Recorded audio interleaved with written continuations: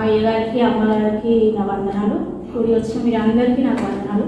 మీరందరూ మా అక్క కోసం ప్రార్థన చేశారు. ఒకప్పుడు మీకు గుర్తుందో లేదో, అది వైజాగ్ ఏదో తాగింది, అప్పుడు పిల్లల వల్ల విసిగిపోయని చెప్పేసి సజీవ లెక్కలో దేవుడు ఉంచాడు. ఇక్కడ నడిపించాలని నేను ఎంతో ప్రార్థన చేశాను. మా అక్కని దేవుడు నడిపించాడు. ఇప్పుడు పెద్ద కుమార్తె చాలా బాగా మాట్లాడుతుంది, అమ్మతోని ప్రేమగా రోజు ఫోన్ చేస్తుంది, మాట్లాడుతుంది. చిన్న కుమార్తె కొంచెం మారట్లేదు. సంధ్య అమ్మాయి పేరు, అమ్మాయి గురించి ప్రార్థన చేయలాగా, దేవుడులో ఎదిగేలాగా, ఇక్కడికి రప్పియడానికి, దేవుడి పట్ల ఉండడానికి తండ్రి అని నేను ఎంతో ప్రార్థన చేస్తున్నాను. మీరు అందరూ ప్రార్థన చేయండి. మా అక్క కూడా రక్షణ తీసుకోవాలని ఆశపడుతుంది.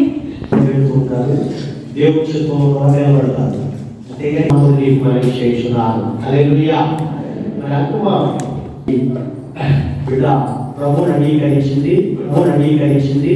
అంగీకరించావమ్మా. నేను ప్రభువుని అంగీకరించి అని అంత చెప్పు.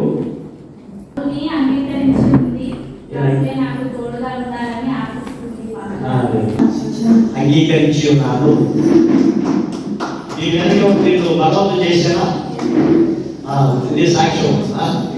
ఎవరి బలవంతం లేకుండా తనకు తానే వాక్యం విని ఆ ప్రభుని సొంత రక్షకులుగా అంగీకరించాలి. ఎవరైనా ఎవరు బలవంతము ఉండకూడదు. ఓకేనా? ఏది లేదు.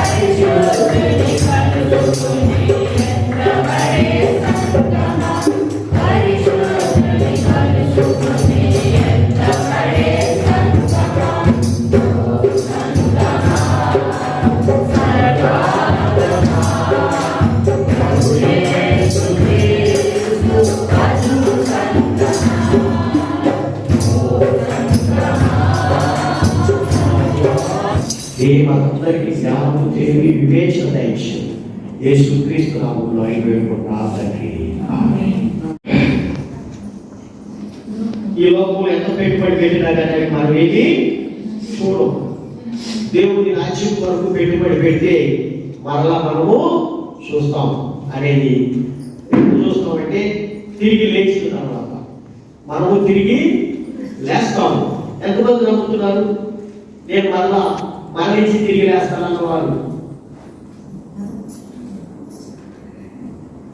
మరలా లేస్తాం నమ్మాలి. ప్రతి క్రైస్తవుడు నమ్మాలి. ఆ చచ్చిన తర్వాత ఎవరు లేచేది ఎవరు పోయేది మనము నిర్లక్ష్యంగా ఉండకూడదు. ఇలా జ్ఞాపకం చేసుకొని అక్కడెక్కడ ఉండి ఆయన రక్షించుకున్నాడంటే కుదరదు. గుర్తుపెట్టుకోవాలి. God sovereignty, man's responsibility. మనిషి బాధ్యత ఉన్నది. ఒక అడుగు వేయవలసిన బాధ్యత నీ మీద నా మీద ఉన్నది. అది ఈ భూమి మీదే అవకాశం ఉంది, ఇంకెక్కడ అవకాశము లేదు. మనిషిగా పుట్టిన తర్వాత కూడా జ్ఞానంగా నడుచుకోవాలని ప్రభువు మనకి సెలవిచ్చి ఉన్నాడు. మూర్ఖులకు ఈ తరం వారికి వేరై మీరు రక్షణ పొందుడి. మూర్ఖులకు ఈ తరం వారికి వేరై మీరు రక్షణ పొందుడి అని లేఖనాలు గద్దిస్తున్నాయి. పిల్లల ఈ నిర్లక్ష్యము మనము చేయొద్దు. మనం కానీ మన పిల్లలు కానీ మన ఇంట్లో ఎవరైతే ఉన్నారో వారికి ఎవరు కూడా మీరు నిర్లక్ష్యం ఉండదని ప్రభునామంలో వారిని హెచ్చరించాలని మీకు మనం చేయించున్నాను. హల్లెలూయా. పునరుత్థానాన్ని తిరిగి లేచేది. మనం తిరిగి లేచేదానికి మనకి లేఖనాలు అనేకమైన ఆధారాలు ఉన్నవి. ఐజాక్ న్యూటన్ అనే ఒక ఆయన శాస్త్రవేత్త, క్రిస్టియన్, ప్రభు నమ్ముకున్న బిడ్డ. ఆయన యాపిల్ చెట్టు పట్టుకున్నాడు. ఏ చెట్టు కింద? యాపిల్ చెట్టు కింద. యాపిల్ కాయ ఏం చేసింది? కింద పడింది. కింద పడగానే ఆయన ఒక పేద అసలు డౌట్ వచ్చేసింది. ఏమొచ్చింది? గ్రావిటీ. ఈ ప్రపంచానికి తెలియజేసేసాడు. చూడండి, అయితే ఆకర్షణ శక్తి ఉందని కనుగొన్నాడు ఆయన. హల్లెలూయా. అంటే ఎక్కడేసినా కానీ ఆ భూమి మీద పడింది. అంటే భూమికి ఆకర్షణ శక్తి అంటే అయస్కాంతపు శక్తి. హల్లెలూయా. ఆయన ఎవరు? ఒక ప్లేట్లో ఇసుక తెప్పించి తెప్పించి దానిలో కొంచెం బెల్లం కలిపాడు. ఇది ఎరుపు ముక్కలు అక్కడక్కడ మొత్తం దానిలో కలిపి ఏం చేశాడు, ఇట్లా ఐస్కాంతం పెట్టాడు పైకి. ఐస్కాంతం పెట్టిన తర్వాత ఏమైపోయినాయి అన్ని మొత్తం వచ్చి ఐస్కాంతానికి అతుక్కుపోయింది. వీటిని వేరు చేయమన్నాడు ఆయన వల్ల కాదు, వీటంతా వేరు చేస్తా ఉన్నాడు. అప్పుడు ఆయన ఐస్కాంతం తీసుకొచ్చి ఇట్లా చూపిగానే ఇవన్నీ కలిపి పైకి వచ్చేసి అప్పుడు చెప్పాడు, వీటికి జీవం ఉందా అని అడిగాడు. వీటికి జీవం ఉందా? లేదు. జీవం ఉందా? ఇవే లేచిపోయి జీవం ఉన్న మనము కూడా అదే రీతిగా రేపు దినాల్లో తిరిగి లేస్తాము అని చెప్పేసరికి ఆయన ఆశ్చర్యపోయాడు. హల్లెలూయా. నువ్వు తిరిగి లేవనే భ్రమలో ఉండొద్దు. రేపటి దినాన్ని నీవు తిరిగి లేస్తావు, దేవుడిని చూస్తావు, దేవుడి దగ్గర బహుమతులు పొందుకుంటావు అనేది నువ్వు జ్ఞాపకం చేసుకోవాలి. యెషయా గ్రంథము 26వ అధ్యాయం 19వ వచనము. యెషయా గ్రంథము 26వ అధ్యాయం 19వ వచనము.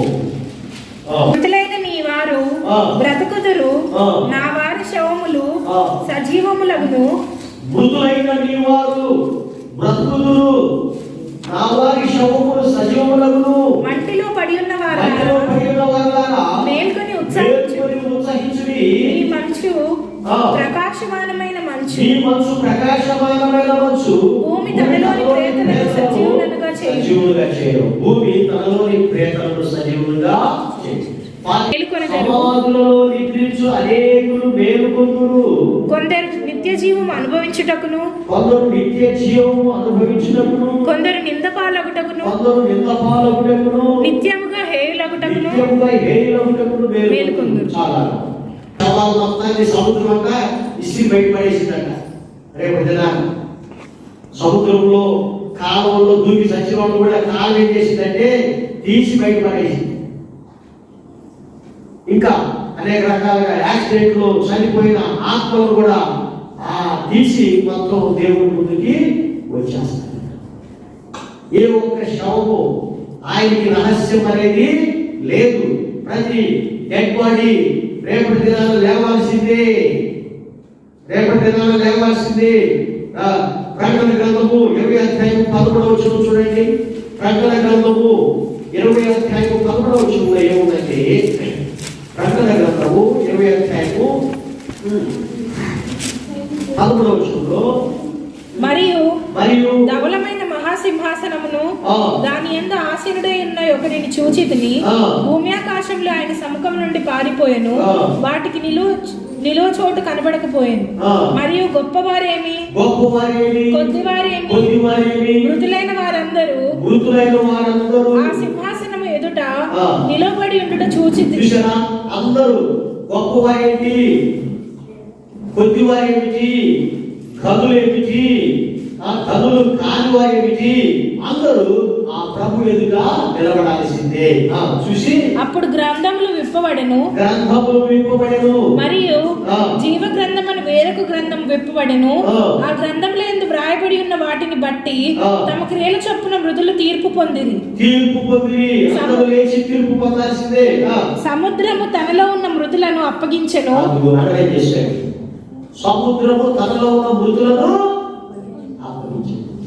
సముద్రంలో ఎందుకున్నారు? సముద్రంలో మృతులు ఎందుకున్నారు చెప్పండి.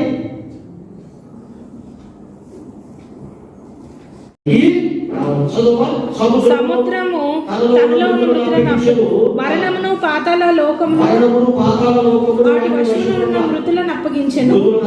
వారిలో ప్రతివాడు తన క్రియల చొప్పున తీర్పు పొందెను. ప్రతివాడు తన క్రియల చొప్పున తీర్పు పొందెను.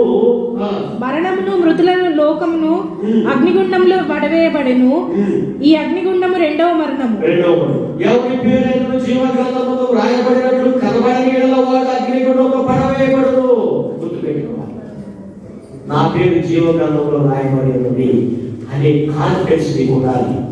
ఎంతమంది పేర్లు జీవ గ్రంథంలో రాయబడి చేసినట్టు హల్లెలూయా. నీకు కాన్ఫిడెన్స్ ఉండాలి. ఎస్, నా పేరు జీవ గ్రంథంలో రాయబడి ఉన్నది. నీ నీ ఆత్మకు నీకే తెలియాలి. హల్లెలూయా. దేవుడితో నాకు లోపాలు చాలా ఉన్నాయి, సరి చేసుకోవాల్సింది చాలా ఉన్నాయి, అప్పుడు చూద్దామని ఆగకూడదు. పిల్లలా, మనం ఎప్పటికీ పర్ఫెక్ట్ కాలేము, గుర్తుపెట్టుకోవాలి. ఈ భూమి మీద జీవించినంత కాలం ఎప్పటికీ మనం పరిశుద్ధులము కాలేమని జ్ఞాపకం చేసుకోవాలి. ఎప్పటికీ మనం పరలోకానికి వెళ్ళినప్పుడే మనం పరిశుద్ధులు అవుతాం. కానీ ప్రభు చెప్పినట్టుగా మనము వినాలి, వీధి నడుచుకోవాలి, పరిశుద్ధంగా జీవించడానికి ప్రయత్నము చేయాలి. మన ప్రయత్నం మనం చేయాలి. నేను పరిశుద్ధులని అయిన తర్వాత వస్తాననుకుంటే అది కుదరదని జ్ఞాపకం చేసుకోవాలి. దేవుడు చెప్పిన పని చేయండి, తర్వాత దేవుడు చూసుకుంటాడు. అదే దేవుడు మిమ్మల్ని దీవించుగాక. అదే బయటికి వచ్చేది, ప్రతి ఒక్కరు బయటకు వస్తారు. దేవుడిని నమ్మని వారు తీర్పుకి వెళ్ళిపోతారు. దేవుడిని నమ్మని వారు అగ్నిగుండంలోకి వెళ్ళిపోతారు. దేవుడిని నమ్మిన వారు ప్రభు రాజ్యంలో సంతోషంగా జీవిస్తారు. హల్లెలూయా. ఏం చేయాలి? మేలు చేయాలి. మేలు చేసిన వారు జీవ పునరుద్ధారము, కీడు చేసిన వారు ఎవరైనా తీర్పు పునరుద్ధారము అంటే శిక్షకు పాత్రులైపోతారు. మేలంటే ఏంటి లోకంలో? అయ్యా నాకు మేలు చేయాలన్నది, ఏం చేయాలి? మేలు నాకు మేలు చేయాలన్నది ఏం చేయాలి? ఒక 100 రూపాయలు సహాయం చేయాలా, లేదా 10 మందికి భోజనం పెట్టాలా, లేదా 10 మందికి బట్టలు పెట్టాలా? ఇవా మేలు అని అనుకొని మనం అనేక రకాలుగా ఆలోచన చేస్తూ మేలు చేయాలి. మేలు చేయాలి ఏంటంటే, మేలంటే నీవు రక్షణ సువార్తను ప్రకటించాలి. గుర్తుపెట్టుకోవాలి. నీ బంధువులకు ప్రభు ఇచ్చే ఉచిత రక్షణ సువార్తను ప్రకటించాలి. అదే మేలు. నువ్వు ఎంత డబ్బిచ్చి నువ్వు రక్షణ సువార్త ప్రకటించకపోతే ఆ డబ్బుకు విలువ లేదు. గుర్తుపెట్టుకోండి. సువార్తను ప్రకటించాలి. అనేక ఆత్మలు నశించిపోతుంది, అనేక ఆత్మలు నరకంలో పడిపోతుంది. పడకముందే నువ్వు దర్శించాలి, నువ్వు వెళ్ళి సువార్త ప్రకటించాలి. అదే డబ్బు కాదు, బట్టలు పంచడం కాదు, భోజనము పెట్టడం కాదు. నువ్వు స్వార్థ చేసి మంచిగా భోజనం పెట్టా, నువ్వు స్వార్థమని చెప్పి మంచిగా బట్టలు పెట్టు, నువ్వు స్వార్థమని చెప్పి వారికి అవసరమైన సహాయం చేసినా అప్పుడు దేవుడు నీకు అంతకంతగా నేను దేవుడు ఆశీర్వదిస్తాడు. ఇక్కడ పరలోకంలో నీ మహిమ వేరుగా ఉంటుందని జ్ఞాపకం చేసుకోవాలి. నీ వెరితనం అంటే సువార్త ప్రకటనకు వెరితనము, నమ్మువారిని రక్షించుట అబ్బా దేవుని దయాపూర్వక సంకల్పమాయను. సువార్త నమ్మితే రక్షింపబడతారు. చూడండి, సువార్తని వెరితనమాట. చూడండి, పౌలు అన్నాడు ఏమంటే, చూడండి, దేవుని జ్ఞానానుసారముగా లోకము తన జ్ఞానం చేత దేవుని ఎరగకుండినందున లోకం ఎరగదు. లోకానికి అర్థం కాదు. సిలువను కూర్చున్న వార్త నశించుచున్న వారికి వెరితనము గాని, చూడండి, ఎవరండి నశించున్న వారికి వెరితనము గాని, రక్షింపబడుచున్న మనకు దేవుని శక్తి. దేవుని శక్తి. హల్లెలూయా. ఏం చేసామంటే కంట్రోల్ చేసేసాం. హల్లెలూయా. కంట్రోల్ చేసేసాం. ఆయన పట్టింది.